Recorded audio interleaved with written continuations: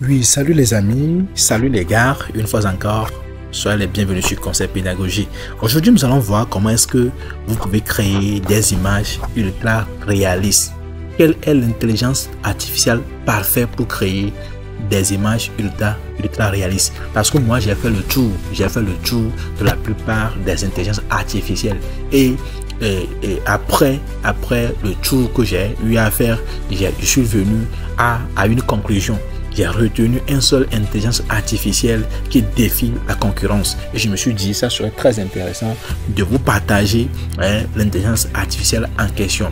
Mais avant de continuer, abonne-toi à la chaîne si tu ne l'as pas encore fait et surtout, active la cloche de notification pour recevoir les prochains contenus que nous aurons à réaliser sur l'intelligence artificielle et ses prouesses. Donc, ceci dit, rapidement, l'intelligence artificielle que je vous conseille aujourd'hui d'utiliser pour générer vos images ultra réalistes. Je dis bien ultra réalistes, c'est l'intelligence Google Gemini. L'intelligence Google Gemini. Mais avant d'arriver là-bas, comment est-ce que vous pouvez arriver ici pour que quelle est l'étape, l'acheminement, le chemin? Qu'est-ce que vous devez faire au préalable pour que Google Gemini puisse vous produire des images ultra réalistes? Donc, il faudrait toujours utiliser notre application principale dans l'IA, c'est ChatGPT. Ah oui, je vais toujours parler de ChatGPT à chaque moment. Il y a d'autres qui utilisent le DeepSeek. Moi aussi, j'utilise le DeepSeek par moment. J'utilise Claude AI par moment. Tout dépendra. Mais pour aller encore plus rapidement, pour les tutos comme celui-ci, j'utilise ChatGPT. Qu'est-ce qu'il faudra faire? Je veux par exemple générer une image. On va réfléchir ensemble. Réfléchissons. Je veux générer une image ultra réaliste d'une jeune dame, d'une star de l'afropop dans un studio. Vous comprenez? Donc, je crée. C'est l'imagination. Je saisis là. Et s'il te plaît, d'abord, je vais lui demander de me proposer un prompt. Un prompt sur l'image. Donc, je dis, s'il te plaît, propose-moi un prompt pour générer une image ultra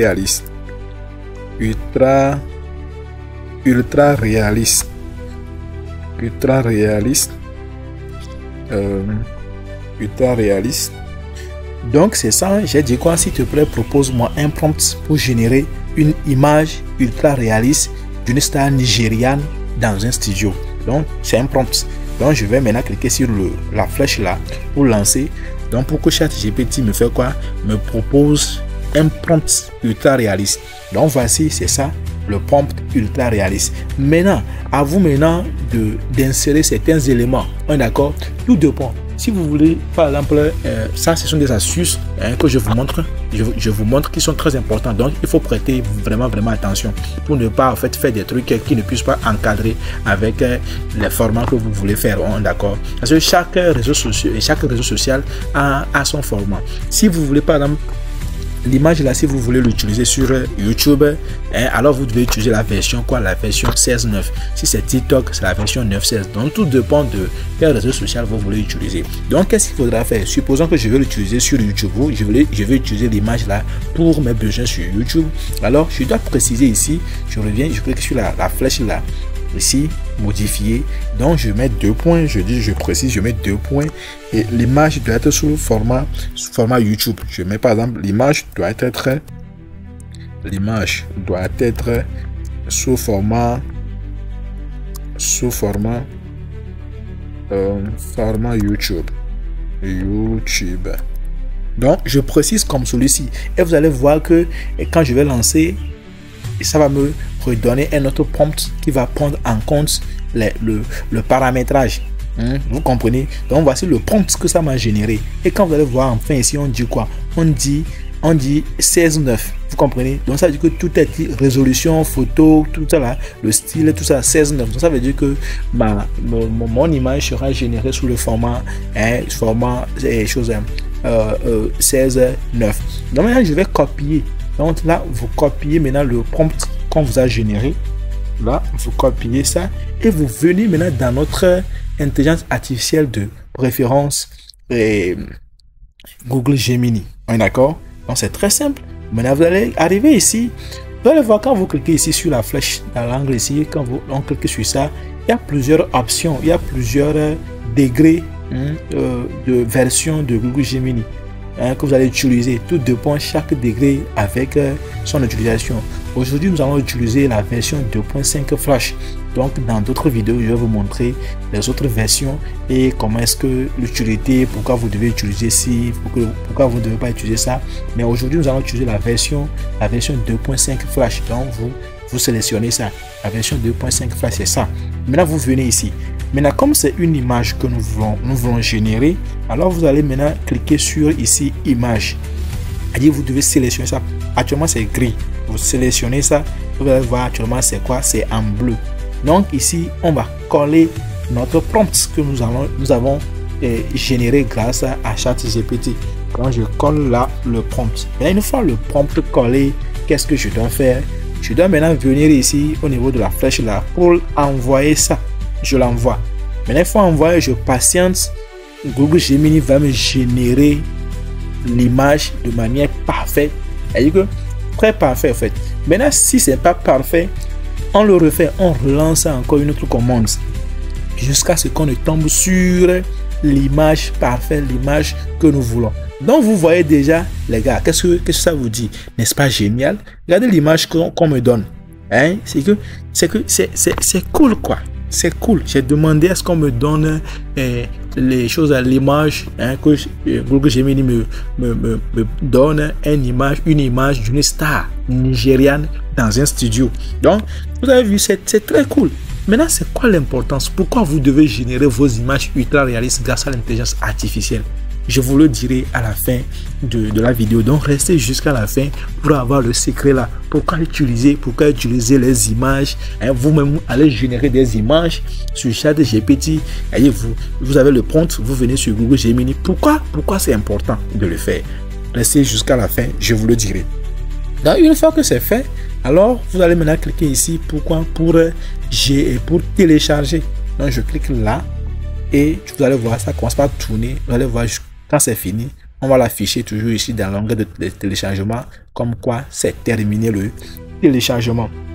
Maintenant, si vous voulez, par exemple, vous voulez créer une histoire, vous voulez générer, bon, vous avez déjà compté l'histoire. Maintenant, vous voulez des images pour illustrer chaque phase de l'histoire. C'est comme ça que vous allez procéder. Vous allez dans ChatGPT, vous demandez des prompts relatifs à chaque. Donc ici, bon, l'image a été téléchargée. Voici, c'est ça. L'image a été téléchargée, c'est fait. Maintenant, je disais donc que si vous voulez générer des images pour illustrer chaque partie de votre scène, vous devez aller dans chaque GPT, aller générer des prompts qui puissent illustrer les parties de votre histoire. L'histoire que vous contez, l'histoire que vous narrez, chaque partie chaque image doit correspondre à chaque partie de votre histoire que vous comptez. Donc, une fois que les prompts générés, vous venez ici pour générer les images. Maintenant, pourquoi c'est très important d'utiliser Google Gemini? Non seulement à cause de la qualité de l'image, mais aussi c'est que il n'y a pas la limite pour la version gratuite, parce que actuellement c'est la version gratuite que j'utilise. La version gratuite, quand vous-même regardez en haut ici, on dit mettre à niveau. Donc, ça veut dire qu'on me demande de faire quoi? De faire une mise à jour. Et pour faire la mise à jour, c'est que tu dois payer pour faire la mise à jour. Donc, actuellement, notre objectif, c'est de dépenser 0 francs. C'est de ne rien dépenser, mais avoir les bonnes choses. Donc, c'est pour cela. Ici, c'est vrai qu'il y a une limite, mais c'est que la limite, vous pouvez générer jusqu'à 20, 30 images. 30 images, mais vous continuez de générer. Ça, c'est la première des choses. La deuxième des choses, c'est que rapidement, l'image est générée instantanément, quoi. Ça ne prend pas de temps. Par contre, quand vous allez dans ChatGPT pour vous avoir des images, c'est très compliqué. Je vais même réaliser un contenu sur ça pour ChatGPT. Comment? C'est vrai que ChatGPT aussi donne des images un peu ultra réalistes et nickel, mais Google Gemini est le meilleur. Moi, je le dis, le meilleur. Google Gemini est le meilleur. C'est ça. Maintenant, je disais, de rester jusqu'à la fin de ce contenu pour que je vous dise le pourquoi je vous conseillerais d'utiliser les images générées par l'IA. C'est-à-dire que vous-même, vous lui demandez de vous générer l'IA. Pourquoi vous devez faire ça? Pour prochainement illustrer vos contenus, vos vidéos, vos affiches publicitaires, tout ça là. C'est-à-dire quand tu es dans le marketing, les affiches publicitaires, il faut utiliser maintenant l'intelligence artificielle pour vous générer votre image. Pourquoi? La chose, c'est le droit d'auteur. Les droits d'auteur. Dites-moi, ce personnage n'existe pas. Il n'existe pas. Donc, par contre, il ne peut pas réclamer un droit d'auteur. D'abord, est-ce que vous comprenez déjà ce que je dis? D'abord, la personne. Celui-là, est-ce que vous le connaissez? Il n'existe pas. Il n'existe pas. Donc, ça veut dire qu'il ne peut pas contester et protester, dire que droit d'auteur. Ça, c'est le premier point. Le deuxième point, s'il y a une personne qui peut réclamer un droit d'auteur, peut-être c'est Google Gemini. Mais Google Gemini me donne la version gratuite. On dit c'est la version gratuite, ce qui voudrait dire que je peux l'utiliser pour mes fins. On est d'accord? Ok. Le troisième élément, c'est que même si Google et Gemini veut se prévaloir des droits d'auteur, je peux éviter ça. Qu'est-ce que je vais faire? Vous avez vu ici, on a mis A et AI. C'est le symbole de l'intelligence artificielle. C'est pour dire que c'est AI. Vous avez EI, ça veut dire c'est en anglais. Donc ça veut dire que quand on voit ça sur l'image, on sait que c'est l'intelligence artificielle. Maintenant, vous, avant de publier l'image, vous allez masquer là. Vous masquez ça. Vous comprenez? Dans CapCut, on masque ça. Donc je vais réaliser d'autres contenus. Je vais vous montrer de A à Z comment est-ce que vous pouvez créer une histoire. C'est-à-dire que vous créez l'histoire, vous-même, vous constituez une histoire. Vous venez vous générer des prompts pour chaque partie de l'histoire. Vous venez dans Google Gemini, vous générez des images. Et vous allez dans CapCut pour associer l'histoire et les images pour que ça puisse constituer une vidéo. Et personne ne viendra réclamer les droits d'auteur. C'est ça. Donc, vous cachez ici. Et puis c'est bon. Ça veut dire que au grand jamais, personne ne viendra vous réclamer les droits d'auteur. Donc, voici l'importance de faire quoi? De générer des images grâce à l'intelligence artificielle. Donc, les gars, je suis arrivé à la fin de ce contenu. Alors, laisse-moi un like si tu as aimé parce que ça nous motive, ça nous encourage. Ça permet à l'algorithme YouTube de pouvoir proposer le contenu là à d'autres personnes. Donc, ça nous encourage et merci d'avoir cliqué sur le like. Et surtout, en dessous du contenu, si tu aimerais que je te montre le processus de A jusqu'à Z, c'est-à-dire que et comment constituer une histoire, comment générer des images, comment aller les assembler dans Google et dans CapCut et enfin avoir une vidéo complète pour publier sur ta chaîne YouTube pour la monétisation. Donc ceci dit les gars, on se dit à la prochaine, prenez soin de vous et n'oubliez pas de liker le contenu et de vous abonner à la chaîne si vous ne l'avez pas encore fait. On se dit à la prochaine.